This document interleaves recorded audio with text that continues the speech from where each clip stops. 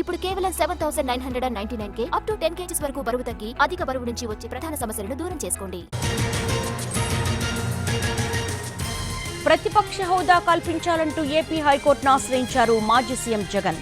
తనకు ప్రతిపక్ష నేతగా స్పీకర్ గుర్తించేలా ఆదేశాలు ఇవ్వాలని పిటిషన్లో పేర్కొన్నారు. అసెంబ్లీ కార్యదర్శి, స్పీకర్, అసెంబ్లీ వ్యవహారాల మంత్రిని ప్రతివాదులుగా చేర్చారు.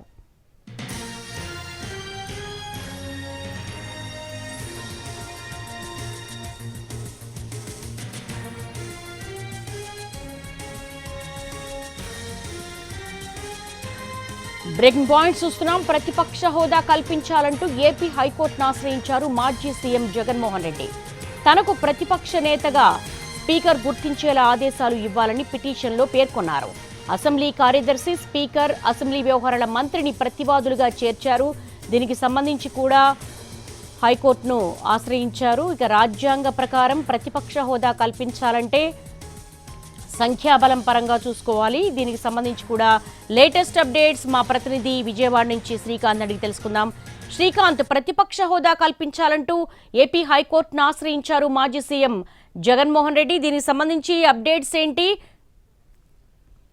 ఏపీ హైకోర్టులో మాజీ సీఎం జగన్, వైసీపీ అధినేత పిటిషన్ కూడా ఈ రోజున దాఖలు చేశారు.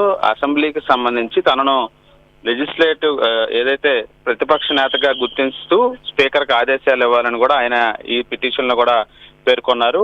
గతంలో ముఖ్యమంత్రిగా పనిచేశాను, 2014 నుంచి 19 వరకు కూడా ప్రతిపక్ష నాయకుడిగా పనిచేశాను. అదేవిధంగా ఈసారి ఎన్నికలకు సంబంధించి కూడా 11 సీట్లు కూడా గెలిచాను. మొత్తం అన్ని సీట్లకి సంబంధించి మిగతా పార్టీలు ఏదైతే ఉన్నాయో అవన్నీ కూడా కూటమిగా గెలిచాయి. ఇక ప్రతిపక్షంగా పార్టీగా వైఎస్ఆర్ కాంగ్రెస్ పార్టీ మాత్రమే అసెంబ్లీలో ఉంది కాబట్టి తనను ఆ పార్టీ అధ్యక్షుడిగా ఉన్నటువంటి తనను ప్రతిపక్ష నాయకుడిగా గుర్తించాలని కూడా పిటిషన్ లో పేర్కొన్నారు. దీనికి సంబంధించి అసెంబ్లీ స్పీకర్ కూడా ఒక లెటర్ కూడా రాసినప్పటికీ కూడా ఆయన అటు నుంచి ఎటువంటి గుర్తింపు లేదనే విషయాన్ని తెలియజేశారు. అదేవిధంగా అసెంబ్లీలో సభ నాయకుడు ప్రమాణ స్వీకారం తర్వాత కూడా మంత్రులు ప్రమాణ స్వీకారం చేసి తాను ఎమ్మెల్యేగా ప్రమాణ స్వీకారం చేశారు. అంటే ముందస్తుగానే తనకు ప్రతిపక్ష హోదా ఇవ్వకూడదని నిర్ధారణకు వచ్చిన తర్వాత ఇదంతా చేశారనే విషయాన్ని న్యాయస్థానం దృష్టికి కూడా తీసుకెళ్లారు. అదేవిధంగా సంఖ్యాపరంగా మాత్రమే ప్రతిపక్ష నాయకుడి హోదా ఇస్తారనే అంశానికి సంబంధించి ఎక్కడా నిబంధన లేదనే విషయాన్ని తెలియజేస్తూనే 1994లో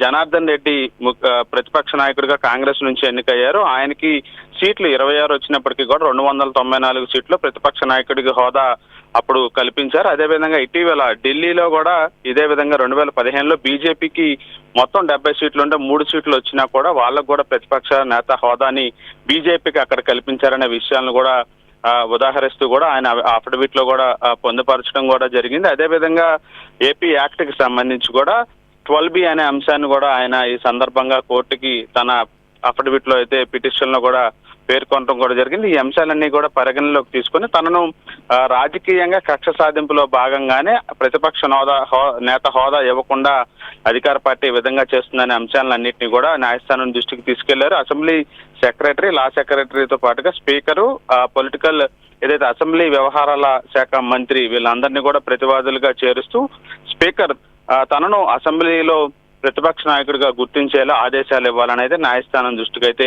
తీసుకెళ్లారు. పిటిషన్ కి సంబంధించి విచారణ మరొక 2 రోజుల్లో న్యాయస్థానం చేపట్టే అవకాశాలు అయితే ఉన్నాయి. దేవి, అంటే శ్రీకాంత్, ఎలా చూడొచ్చు? గతంలో కూడా దీని మీద పెద్ద డిబేట్స్ నడిచాయి. రాజ్యాంగంలో ఎక్కడా పొందుపరచలేదు.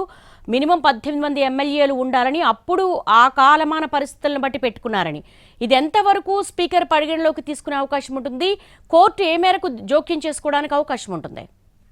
అంటే లెజిస్లేటివ్ కి సంబంధించిన వ్యవహారంలో దాదాపుగా న్యాయస్థానాలు జోక్యం చేసుకోవడానికి చాలా తక్కువ అవకాశాలు ఉంటాయి. కాకపోతే ఈ అంశానికి సంబంధించి తనకు ప్రతిపక్ష నేత హోదా కల్పించడానికి గతంలో వేరు రాష్ట్రాల్లో అదేవిధంగా ఆంధ్రప్రదేశ్ లో ఇచ్చినటువంటి ఆంధ్రప్రదేశ్ లో జరిగినటువంటి పరిణామాలను కూడా ఏదైతే అసెంబ్లీ వ్యవహారాలకు సంబంధించిన విషయాలన్నింటినీ కూడా జగన్మోహన్ రెడ్డి న్యాయస్థానం దృష్టికైతే తీసుకెళ్లడం కూడా జరిగింది. ప్రస్తుతం మాత్రం 10% సీట్లు ఉంటేనే ఈ విధంగా ప్రతిపక్ష నేత హోదా ఇస్తారనేది కరెక్ట్ కాదు. గతంలో పలు సందర్భాల్లో కూడా ఇచ్చారు. ఇక్కడ మాత్రం కేవలం కక్ష సాధింపులో భాగంగానే తనకు ప్రతిపక్ష నేత హోదా ఇవ్వటం లేదు.